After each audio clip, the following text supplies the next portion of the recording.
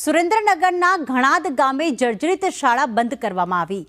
100 વર્ષ જૂની જર્જરિત શાળાને બંધ કરવામાં આવી છે। વિદ્યાર્થીઓના જીવ જોખમમાં ન મુકાય તે માટે આ નિર્ણય લેવામાં આવ્યો। 100 વર્ષ જૂની શાળાના ઓરડા પણ જર્જરિત બની ગયા હતા। તાત્કાલિક અસરથી વૈકલ્પિક વ્યવસ્થા કરાઈ અને નજીકમાં આવેલી બિલ્ડિંગમાં 2 પાળીમાં શાળા શરૂ કરાઈ છે। વિદ્યાર્થીઓનો અભ્યાસ ન બગડે તે માટે આ નિર્ણય લેવામાં આવ્યો।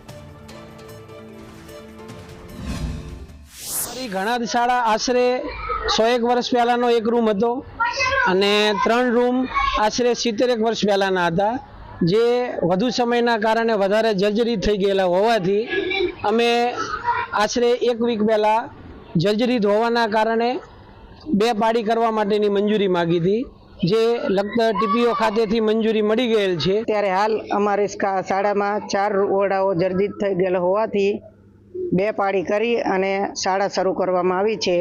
મોટા ધોરણના 6 થી 8ના બાળકોને સવારની પાળીમાં લીધેલ છે અને 1 થી 5 અને બાલવાટિકાના બાળકોને બપોરે 12 વાગ્યાની પાળીમાં લીધેલ છે।